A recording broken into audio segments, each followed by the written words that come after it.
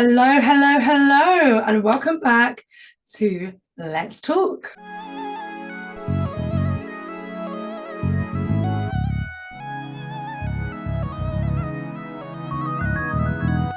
Hi guys, it's your girl here, A to B, and of course, today is another episode, another weekly episode on a Friday for you on Let's Talk. And today, my word, I have got quite a bit to say. I'm not going to lie to you. I'm in one, don't I? Before I get into today's topic, please make sure that you hit the thumbs up, that you subscribe, and that you hit that notification bell so you can be notified of when I upload next. And please also, guys, make sure that you're commenting and let me know your thoughts on the things that I'm talking about, whether I'm here by myself or I have a guest. Make sure you let me know your thoughts. Make sure, guys, that you are subscribed because, like I said, we're dropping videos weekly here. This is the Let's Talk series where we get into all sorts of things. Nothing is off the limits. So today, as you can already see by the title, I want to talk about the online space. Now, haters have always existed, okay? We know that from the beginning of time, there has always been haters. Just look at Cain and Abel, okay? Just look at the serpent in the Garden of Eden. Haters have been there since the beginning of time. But the online space has given a voice to these people to no end. And in fact, actually rewards them for their cynicism, for their criticism, for their trolling, and for their outright negativity and hatred for others. And it's very, very strange how much people get to go online in the name of freedom of speech and just decide who they want to victimize and won't rest until half of the internet is literally piling on this person with them. It's also amazing to see how many people cannot wait for someone to do something wrong or to do something that they don't like, or for someone they don't like to do anything, for them to be able to just pile on them and say something negative. It's just so interesting. And of course, what's kind of triggered this video is what's happened recently with the Omah concept, but it has been something that's been playing on my mind for the last couple of years.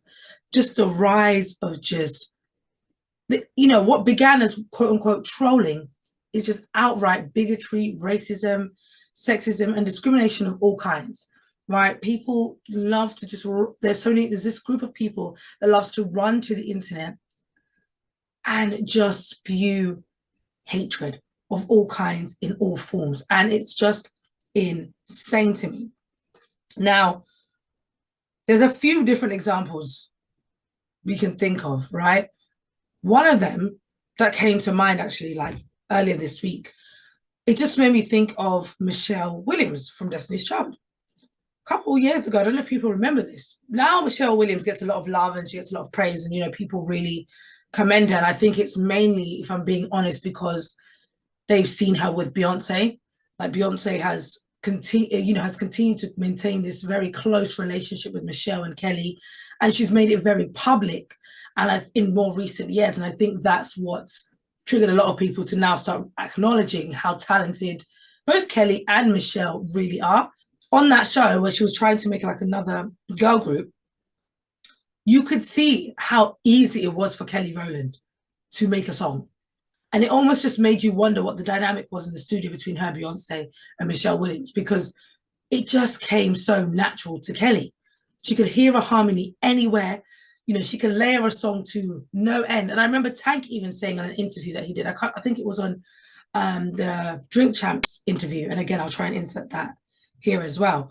Tank said in a Drink Champs interview that Kelly Rowland is one of the most talented, underrated artists ever that he's ever worked with, and Tank has worked with them all. So for him to say that is a statement. Kelly Rowland is by far one of the most talented females I've ever worked with in my life. Wow. By far. Wow. And I'm sitting in the studio like, wow. You hear these harmonies? Do you hear her? Do you hear the text? Do you hear her change in dynamic? Are y'all hearing this? Right. I never knew. Wow. Because I gave all the credit to Beyonce. That's how the business of Destiny's Child was set up to adore Beyonce. Tank has worked with them all, including your favorite. Okay, so for him to say that Kelly Rowland is one of the most talented artists he's ever worked with is insane. That lets you know what her range is. And I believe it because I remember watching that show. I mean, Kelly Rowland was always my favorite from the group anyways, because she was, you know, representation. She was a dark-skinned black girl.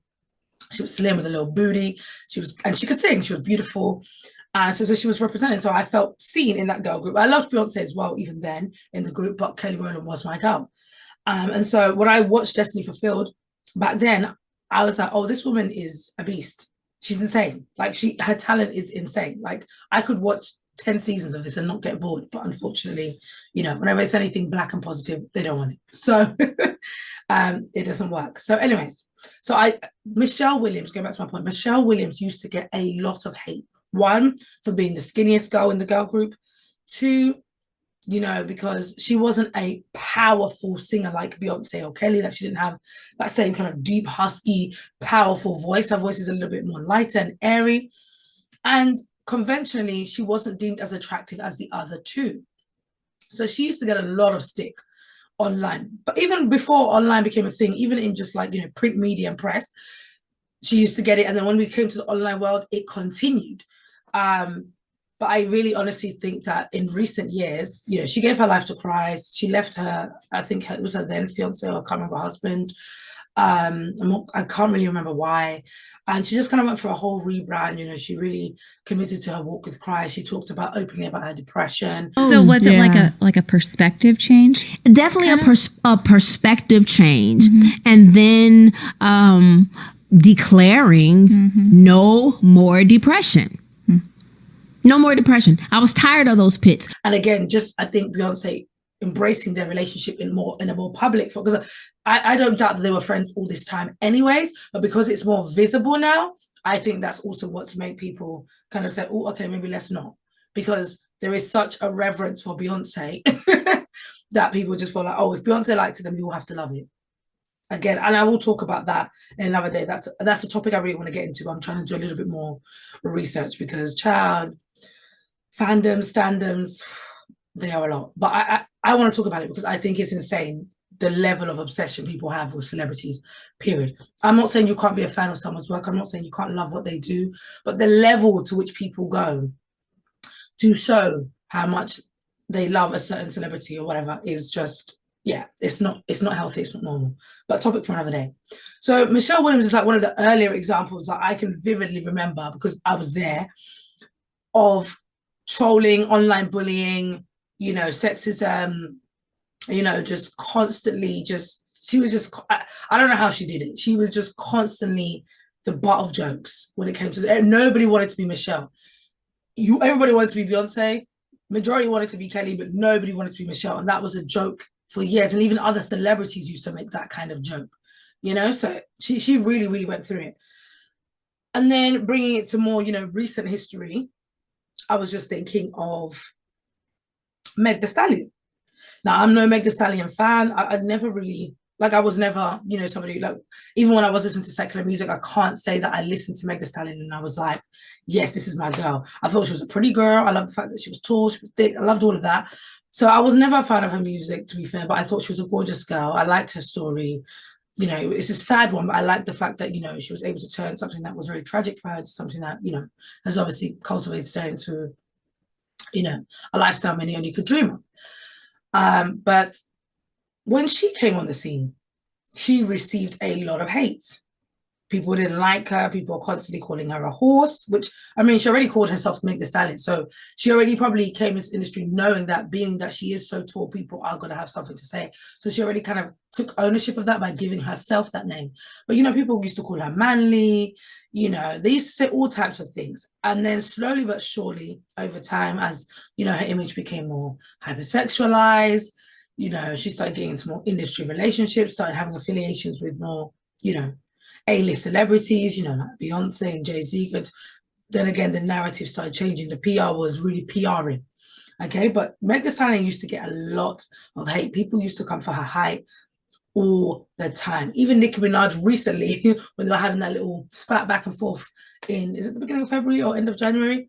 and they're having that spat back and forth because of Megan Thee Stallion's release Hiss, where Nicki Minaj, felt like Megan Thee Stallion was coming for her. Nicki Minaj released a freestyle called, is it Bigfoot? Right, again, taking jabs at the fact that she's this tall woman. So, Megan Thee Stallion used to get a lot of flack and a lot of hate for her height. That was just a thing, and she was trolled endlessly, right? Even by fellow celebrities. She was even still trolled even just during their whole Tory v Meg thing and Kelsey situation. Tory going to jail and everything like that. She was being trolled then, even by her, counterparts. Megan has been called Marcus, Michael, Mark, just about every male name that begins with the letter M. She was even accused of being transgender in urban media multiple times. Cameron had the nerve to comment underneath this post that was said about her. Cameron hasn't had a hit in 20 years, Cameron. More recently, I saw, towards the end of last year, there's this guy on Twitter, X. I keep calling it Twitter, but I need to try and get into the habit of calling it X. There's a guy on X who went viral because he was promoting, libraries, wanting people to read. And he was essentially just trying to encourage people to, hey, go to your local library, support them, because when we go to the local library, we are helping keeping them open. And we want books to be available to the next generation. If libraries close, that means we are cut off to resources that, predate our existence. And we don't want to lose access to those things. So make sure you go to a library, support your local libraries. And this went viral. This trickled away from America. It went into, other continents. And for whatever reason, he was met with so much hate. I was like, is this where we've reached? This is why even in my previous Let's Phone a Friend, where I had my friend on there, Ray, and we're talking about the death of journalism, I was saying how scary it is that we're in a day and age where people actually don't want to read. Because when we were growing up, that was like a normal thing to do. Wanting to read is a normal thing that you want to do when you want to find that information. Going to the library was a normal thing to do. In fact, that was an activity. I remember in secondary school, me and my friends would go to the library sometimes on our lunch break to either read or just talk, because we just wanted to be in this quiet space where we could talk about our thoughts and ideas, where we could create things, where we could read things, maybe even do homework, help each other with things. But we used to enjoy going to the library. And even me, in my spare time, I used to enjoy going to the library. I've always had a library card. And till this day, I still go to my local library. I still take out books. I just cannot believe that we're in a day and age where somebody's saying, hey, go to your local library, support it, keep it open, encourage the next generation of people to read, make sure you're reading, would spark so much hate. And then the irony in people being called out for their hate is, oh, we were just joking. Oh, I was just trolling. It's not that deep. It's not that serious. Well, this poor gentleman was receiving thousands and thousands of messages daily, to the point where he's now not only coming off of social media, he's had to walk away from his local library that he was supporting. Raising me as a homeschool library kid, this is a place where I've always felt safe, where I've always felt like I belong, where I've always felt like I've had friends. You gave me my first job as a library worker. You made me a librarian. I went from library kid to being in charge of the library where I grew up in. It has been the honor of my life. I've made some of my closest friends in my 10 plus years as a Solano County library worker. I love my friends. I cherish them. They mean everything to my heart, to my soul. Thank you, thank you, thank you. But my last day at Solano County Library will be March 1st. I am leaving to prioritize my mental health, to work with my mental health check-in team. But I'm hoping to make you so very proud. But I just thought how sad. It absolutely broke my heart. I was so upset. I was like, why are we doing this? Somebody who is doing something positive, and you've got all these weirdos online, whether it's for bant or whatever the case might be, you've got all these weirdos online who have all decided to join forces and just take the absolute mick out of someone to the point where they're like, I have to not only sign out of this platform, I have to walk away from what I love doing. I dislike that so much. I dislike it so much. And a lot of people say, oh, it's just engagement. People are engagement farming. People are trying to get engagement because nowadays, especially if you get the blue tick, if you can get a lot of traction on your tweets, you get paid, which is what Ray mentioned in the previous Let's Phone a Friend. If you haven't watched that Let's Phone a Friend, go and watch it. It's very informative. It's very informative, and it's going to kind of sets the foundation for the topics I'm going to be talking about from this week going forward. It's just insane that we've got this low in society where just for clicks and views, for virality, we are prepared to torment somebody to no end. And then just go, oh, it's just a joke. Oh, it's just trolling. People need to stop being so sensitive. No, you need to stop being a weirdo. You need to stop being a weirdo. You need to stop spending all your time online. Like, we need to do better, people. Like, we just need to do better. It's not like we don't want to laugh and kiki here and there. Yes, it's good to crack a joke. But to the expense of someone's well-being, it's not okay. What is going on with you?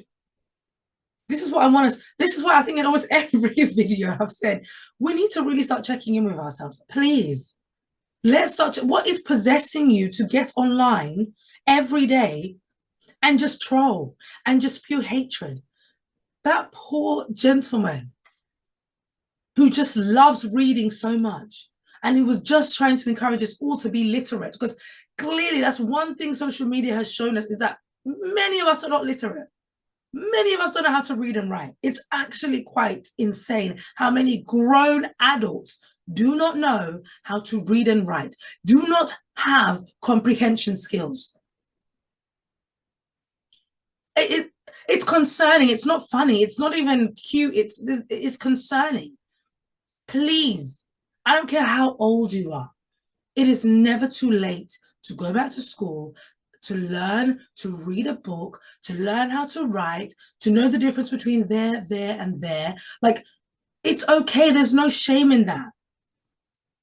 There is no shame in that. Myself, many of my friends, we are still doing courses to this day to update our knowledge in certain things. So to pile on somebody that was only trying to encourage something as positive and as lovely as, hey guys, let's be reading more.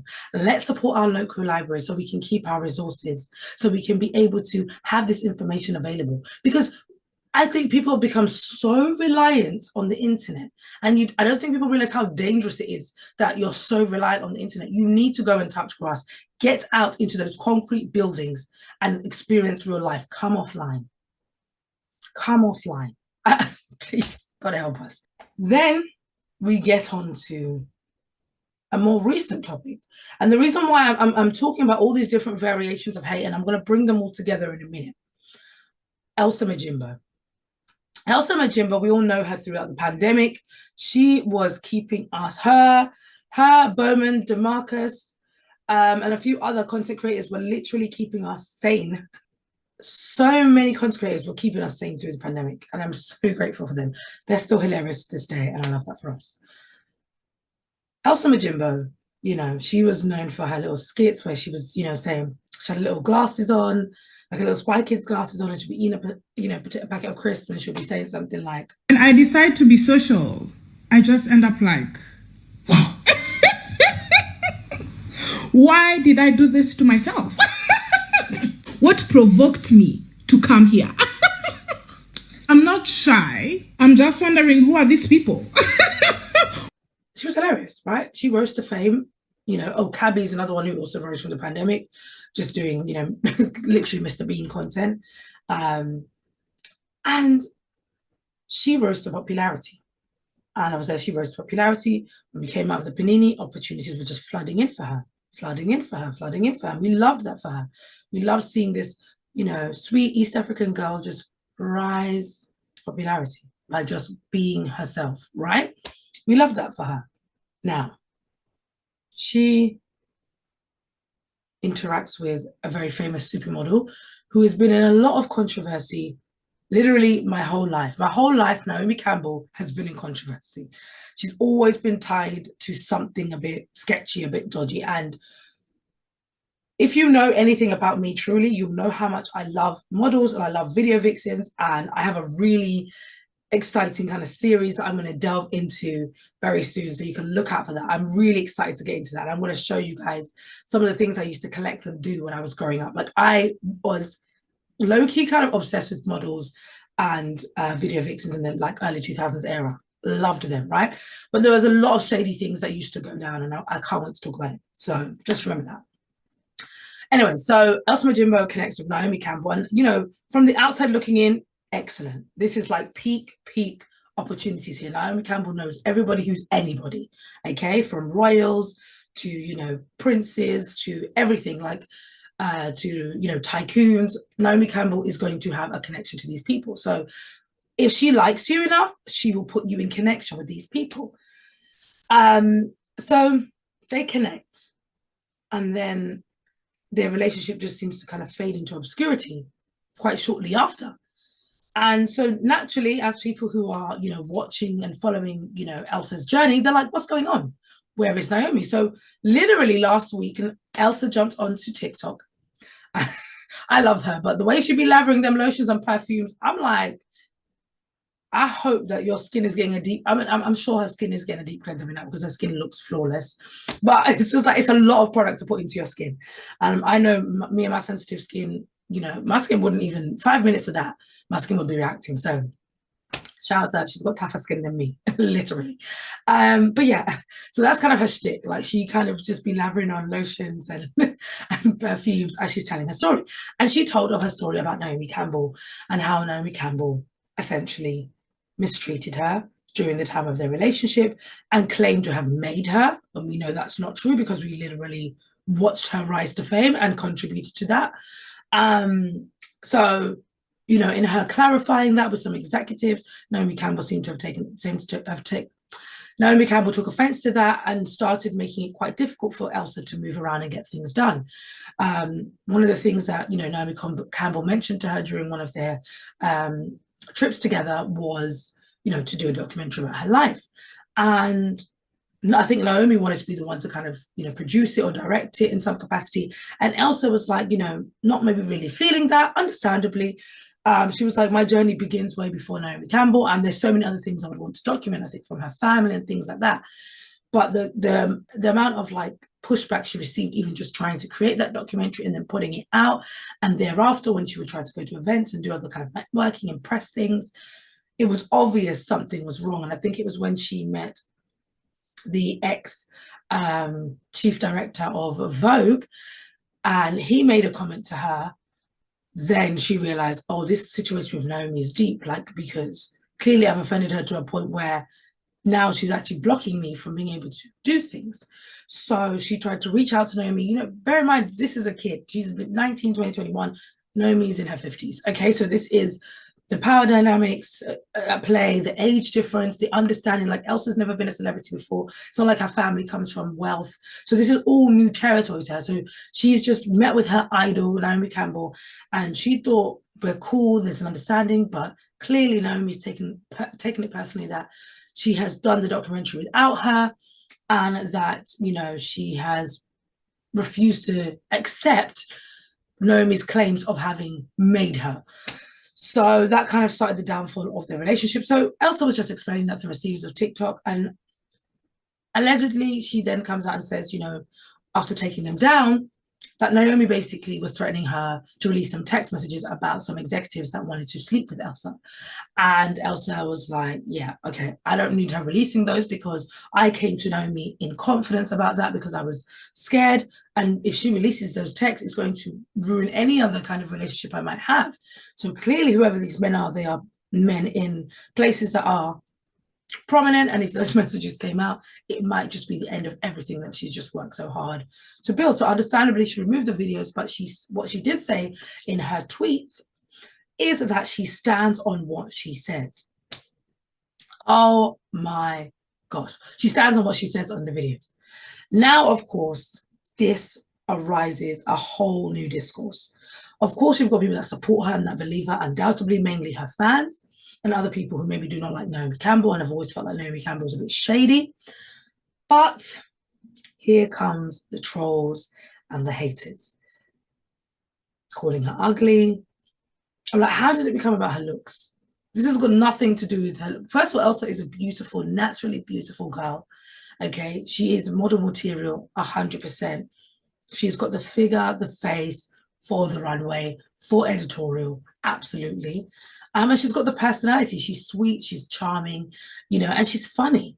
Okay, so I don't know why it became a thing about her looks, calling her dark skin, and you know, all the dark skin jokes that you can think of, comparing her to animals, saying that she's not even on Naomi's level. I don't think Elsa ever said that, but this is it. People just started piling on because they didn't like how she looks, or they didn't agree with the story, or because they're super fans of Naomi Campbell. The hate just piles on, and it just becomes a thing. And I'm just like, guys, what are we doing? Have you even acknowledged what's happening? Or have you just seen someone that you don't like the look of, or someone that just says something about your faith that you don't like, and then now you just see red? Like, can we use common sense? Is it everything you must comment on? Is it everything you must comment on? Like, seriously, that is insane. The final of these things is the Omah girl. Phone time! Phone time! Oh, child, let me be putting on my glasses, because the Omah concept thing, it's like you people just couldn't wait to just crap on a dark-skinned black girl. Because I don't even know how it became about. Well, I do, and we're going to get into it. There's just so many things I saw that I was just like, and even from people I know, people from podcasts, I was like, oh, that's how you really feel. Say less. Let me just say this, okay? And this is why I said I'm going to make a special episode dedicated to men. I'm going to talk to the men. I am. Because the men, some of you men, I really need to know what's going on in here and in here. And I'm going to need you to attend your nearest church, join your nearest Bible study, your nearest prayer group, and I'm going to need you to start, you know, really asking God for healing. Because the comments this lady received, you know, people were cursing her to the 10th generation. People were calling her all types of ugly, and she's not ugly at all. Beautiful girl. She's not even ugly. Good shape, beautiful girl. What she did on that stage, we will address that in a minute. But the girl is beautiful, and she had fun. Bear in mind, she's not the first one to do what she did in this UK. Let's just start there. She's not the first one. Many people have done what she did. Many, several. Some of your parents, for some of you younger kids, your parents were doing the same thing when Chris Brown and Trey Songz and Usher were in town. So I don't even understand where all of this is coming from. Some of your own fathers, okay, were doing the same when Janet Jackson was coming in town, okay? I don't even understand why the pylon was so heavy. Like, don't get me wrong. Do I think it was a bit much? Oh, yes. Okay, that one, I think many women can agree that, sis, how can you forget that you had a man in the audience? Are you okay? Like, yes, have a little cheeky dance. Let him do the performing to you. All you need to do was be pretty and cute and maybe sway your hips a little bit. But sis was going in on that stage. I thought, oh, okay, ciao, okay. Say less. Nope. I said, okay. Sis said, I'm having a good time by any means, whether it means I'm single tomorrow or not. But I just want to start here. How many of you have been 23? 21, 22, 19, 18? What are the kind of things you were doing? If somebody had a camera following you around, are there shameless things or things you've done that you're not proud of? So why you can't extend grace to a young girl in a relationship who got excited when she saw her favorite artist? So what if it's not your favorite artist? So what? We know music is subjective. She got to meet her favorite artist. Her favorite artist saw her, spotted her, wanted her. She got on stage and she had a moment. Did she go a bit too far? Yes. Two things can be true. She did go a little bit too far. I will agree with that. However, are people not allowed to make mistakes again? Because God forbid any of you, your dirty laundry makes it to the internet. Oh, I hope you don't expect anyone to have grace if your dirty laundry makes it. I hope you don't expect anyone to be kind or understanding. I hope you expect exactly what you were dishing to that girl to be dished to you as well. Because as long as you can take it, by all means, dish it all the way you want. But a lot of the people who are dishing all of these curses and insults to this girl, if the roles were reversed, you'll be talking about ending your life. So I don't understand. I don't even think if I'm being truly honest from how I observed the video of the boyfriend, and this is just my outside observation, I don't know how he truly felt about the situation. From the outside looking in, he didn't seem too bothered. He was a little bit like, rah, okay, like that's a bit crazy. But he didn't, I don't think that he was going to dump his girl over it. But because the internet made it such a thing, and I'm sure probably his friends as well, the man them, oh, I'm going to address men in a minute. Not in a minute, in a future episode, I will address them because, ciao. And because probably the man them made him feel some type of way, that's why he had to move the way he moved. But the trolling this girl received, people wishing death on her, saying that she will never marry, never have kids. They pray that she's infertile. All of these things. I'm thinking, cursing even her family members. I'm like, because she danced on stage, something that people have been doing since artists have been performing. This is not a new concept.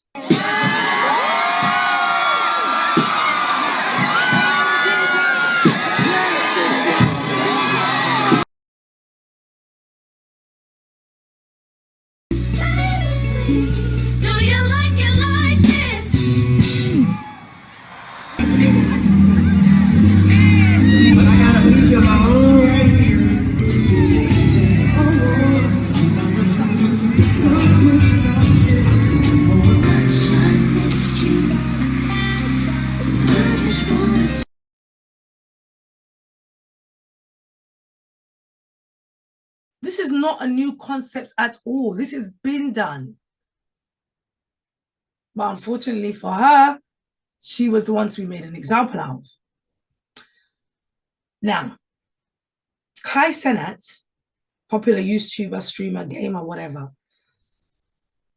decides to reach out to her to have her on his platform. Now, I was very divided by this because I just thought, why? Why? Like, what exactly would you want her on your platform to do? To explain her side of the story? Because we know most of the people watching his show are men, and there are men who have a very, very particular view on women, okay? And so I cannot imagine her getting on there, her explaining her side, and it going well for her. If anything, whatever she's been receiving is only going to be maximized times 100. So when she said to Kai, look, I'll come, but I'm going to need compensation because I need to get something out of this. And he's like, no, but then calls the boyfriend up and then gives him 20K plus tries to get him a new girlfriend on live. Lets me know everything I need to know about why I'm glad sis asked for the money up front. Because people say, oh, she's so stupid, she could have leveraged opportunity. Leveraged opportunity to what? When both men and women are bashing her. Leveraged opportunity to what? We already know how double standards work. We already know that women, especially when you're a Black woman, especially a dark-skinned Black woman, it never works in your favor if you do anything that goes against what a wholesome, pure, traditional woman should be. Like if it was Ice Spice or someone of that hue, it'd probably be a completely different conversation. But because she's a darker skinned Black girl, it's the conversation we're having now. So I cannot see in any world her getting onto Kai's platform and it benefiting her. If anything, she was just going to be ridiculed for another 5 months, and that will be her digital footprint forever, alongside what already people have been doing. And I actually feel really bad for her. I really, really do. Because I'm like, she's young. And I'm like, the way people behave towards young people, I just don't understand. How can you forget so fast when you were young? What about that Freaknik documentary that's coming out? I don't know if it's come out already in America. That was some of your parents doing some of the nastiest and wildest things on the street for free. Why are we crucifying this girl for this? I just don't understand. Why are we unable to extend grace? And why is it always funny to make jokes to the detriment of someone's well-being? And even in her video, to me, I felt like she took accountability and she said sorry, but she did also explain the fact that I've bought tickets to a concert that I want to see. My favorite artist, he notices me, he chooses me. I am gassed. Why are people acting like if Beyonce or someone else called you up on stage, you're not going to be gassed? I'm not saying what she did on stage all the way was right, but my goodness, the girl was in the moment. How many times have you been caught up in a moment? How many times have I been caught up in a moment? I just don't understand, like, why people are just so ready to demonize young people, especially young Black people. Why are you so ready to get them out of here? Why are you so ready to ridicule them? And why is it always coming from us? Why is the most of the hate coming from fellow Black men and women? Because I'm telling you, if that was a white girl, the white people are not going to be criticizing her in that way. They're not. If it was an Asian girl, they're not going to be criticizing her in that way. They're not. If it's a Latina girl, they're not going to be criticizing her in that way. So why are we doing it to ourselves?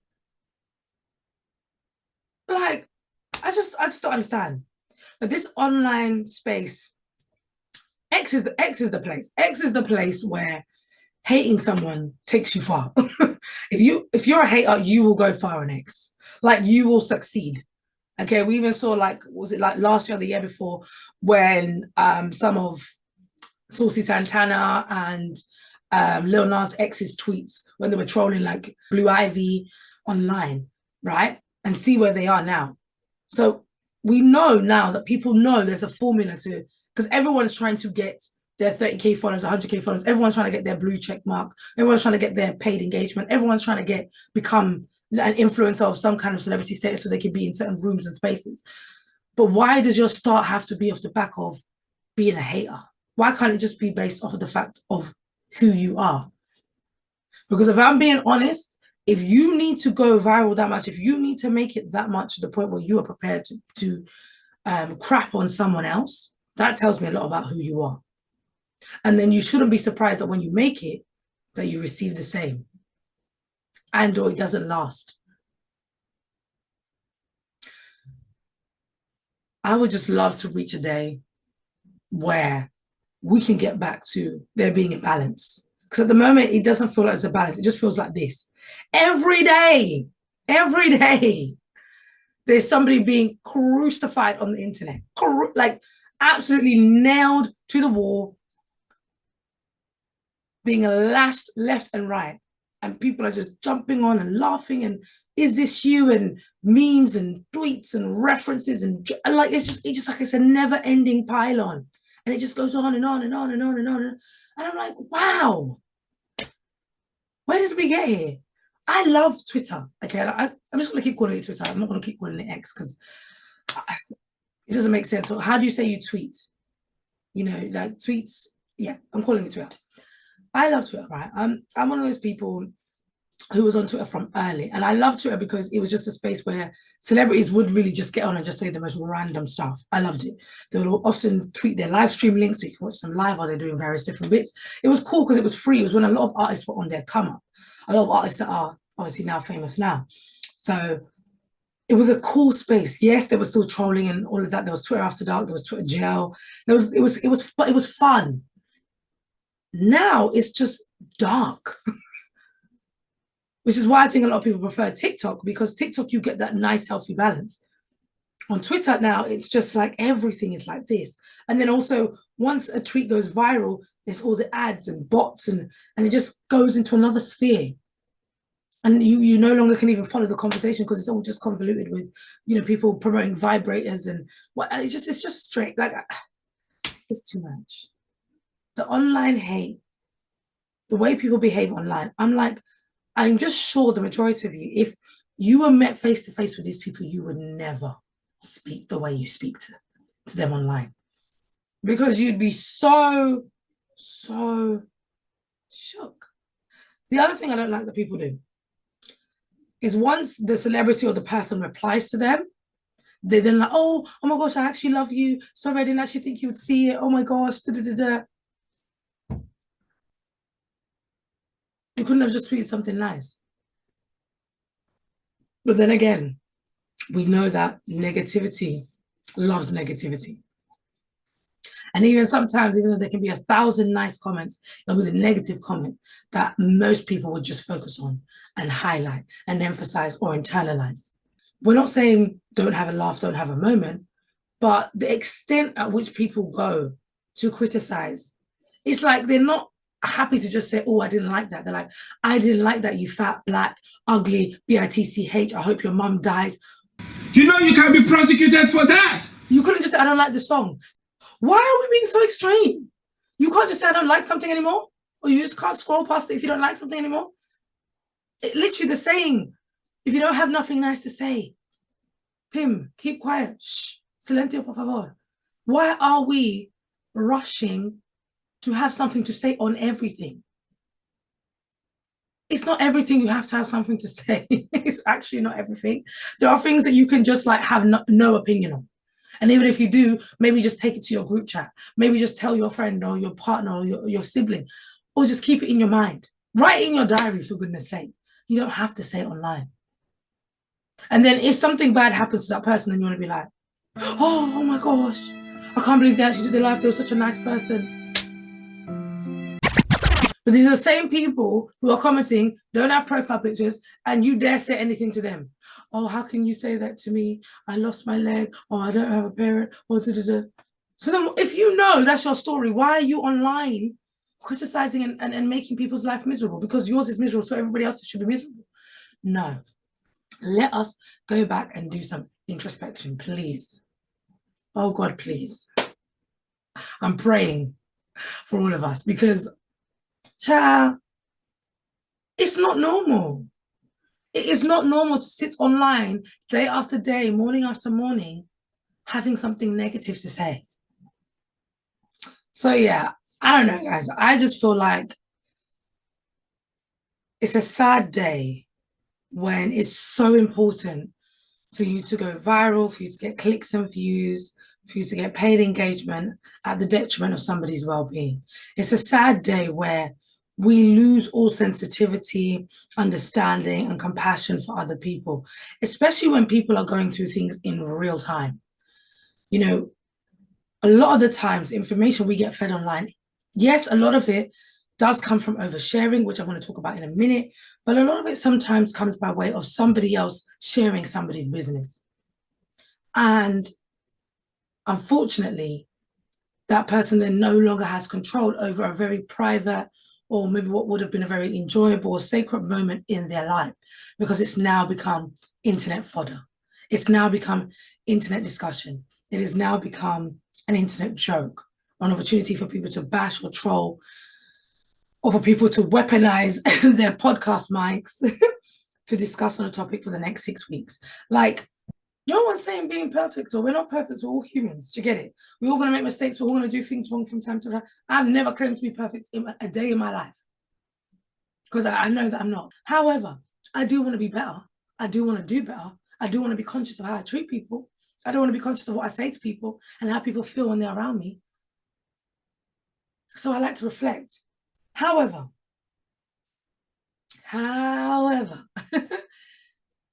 many people don't want to learn. They don't want to change. Many of us are very comfortable being toxic. Many of us are very comfortable in our ignorance. Many of us are very comfortable in our negativity. We're not prepared to challenge our views. We're not prepared to outgrow certain things. Why? The question I ask us is why? Why are you not prepared to do better? Why do you have to build your name, your fame, off of the back of being a horrible person? Why do you think that you need to jump on the bandwagon of hate in order to be liked or feel a part of something? Why not be a part of the people who are trying to make a positive difference or have something positive to contribute to the online space? Why would that not be your testimony? Why do you not want that to be your story? Why do you not want that to be your digital footprint? Why do you not want that to be your legacy? Why do you want people to only know you as the person who had that viral tweet in 2016, mocking whoever? Why do you want that to be how you're remembered? Log out and check in. Log out and check in. Okay? That's all I'm saying. And listen, who am I? Okay, I'm just another girl on the internet who's come to share her piece that you didn't ask for. But I'm going to share it. Why? Because I want to contribute something positive to the online space. I want to contribute a positive spin on some of the topics that are being talked about. I want to have something positive to add to the conversation. So where there's 1,000 people saying negative things, I want to be one of the people saying something positive or something truthful or something informative. That is what I want my contribution to be to the digital space. And I would want many of us to want the same. But if you're committed to to being a hater, if you're committed to being, only known for your controversial, critical, mean tweets and, takes on things, then so be it. Then so be it. What can I say? I can only encourage, I can only share, and I can only hope that at least one person will be like, you know what? I'm going to stop being a hater today and I'm going to be better.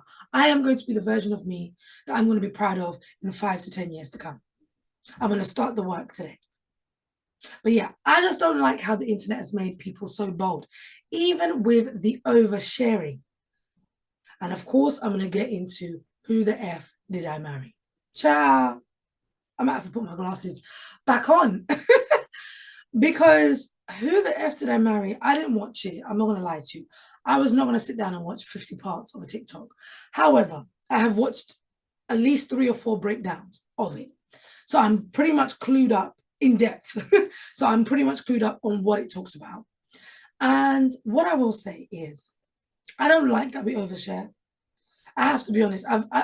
For me, I'm so glad. I think it was like probably maybe 5, 6 years ago, I just made a conscious, no, probably even longer than that, maybe 7, 8 years ago. I made a conscious decision that I'm not oversharing anymore. And I'm only going to share what I need to share based on whatever platform I'm on.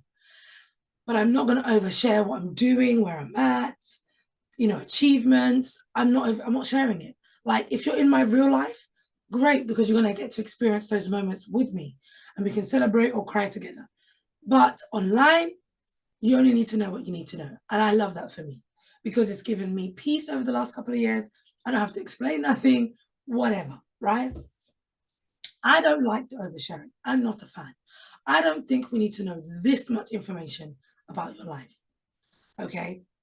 I understand sharing for awareness. I understand sometimes, sharing because you want to make sure, you want to inform people so they don't make the same mistakes you made. I get that and I do the same.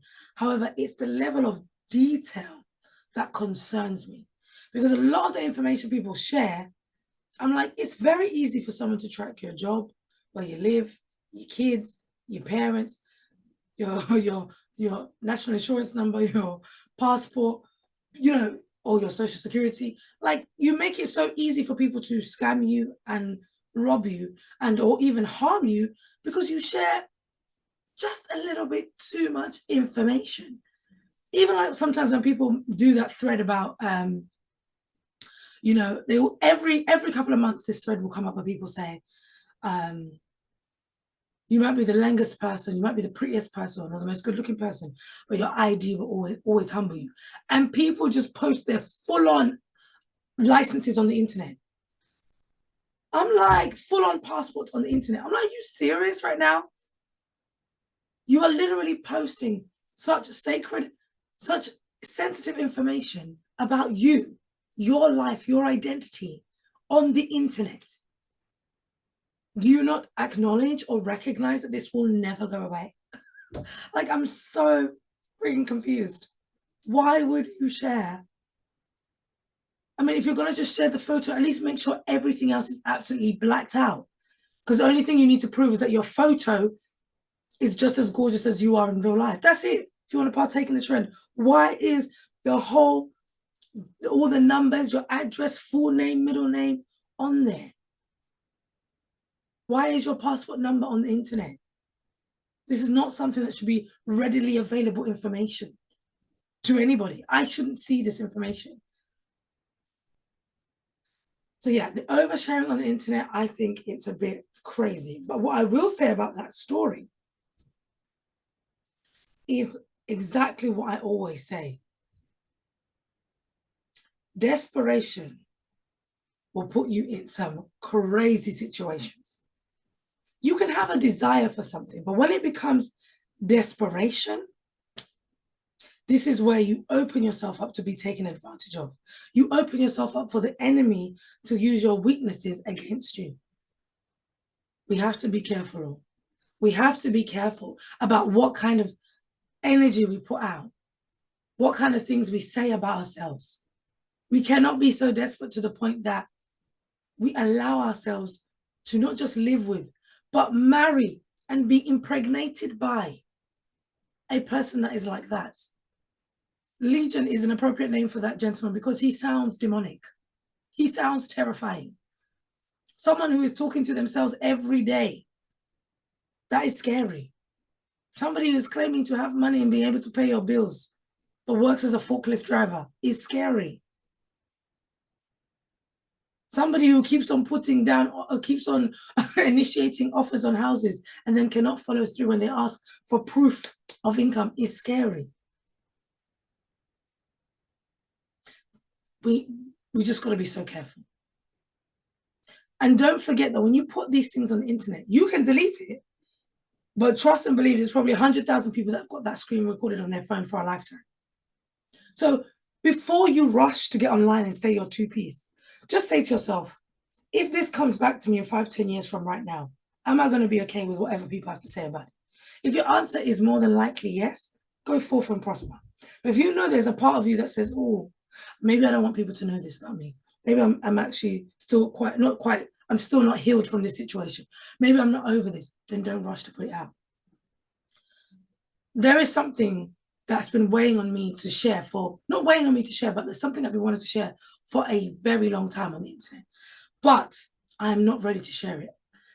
And I'm in no rush to share it. When I share it is when I share it.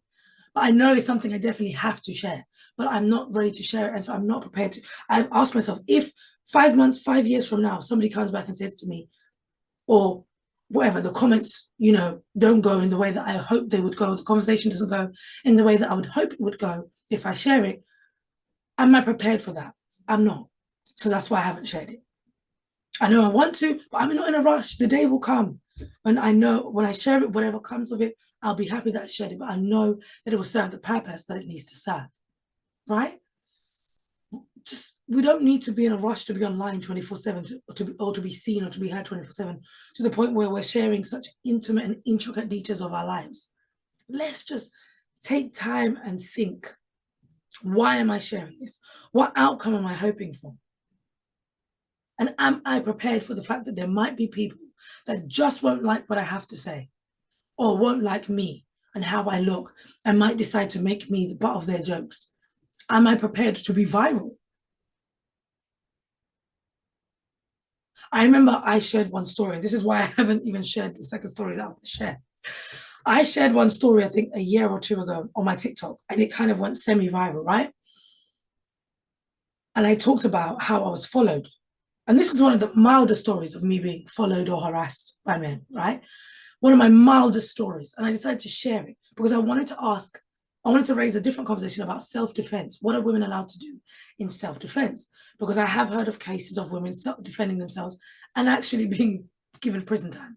So I wanted to know, what can we legally do in the UK to protect ourselves? The majority of the comments were met with empathy, people genuinely giving me advice.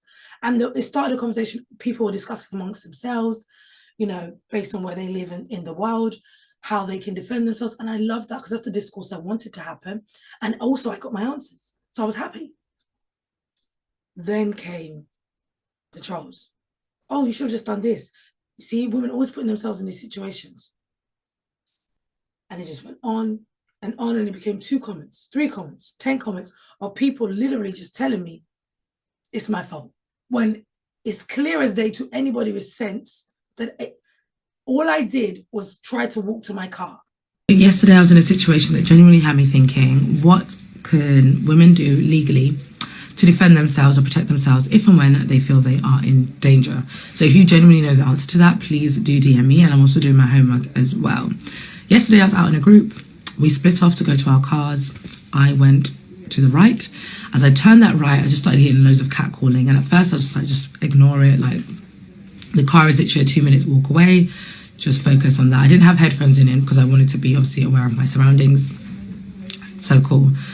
But the catcalling becomes like quite loud, and like the comments are starting to make me feel a bit uneasy. So I'm like, let me just find out what these kind of people look like, where they're situated, so I know like what I need to do if I need to do anything at all. So once I realized they were a bit away from me, I was like, okay, cool, I'm in the clear. Like the car is just there, it's fine.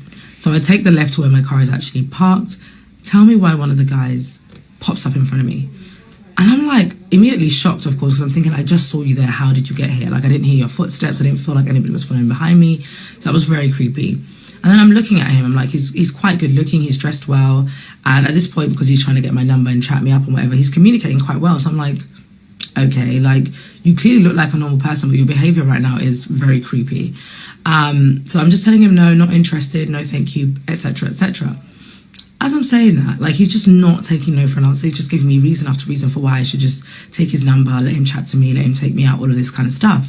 So, of course, the good old lie, I've got a man, I had to use it because I was just like, I just need to get away from this person because I just want to go to my car, I want to go home.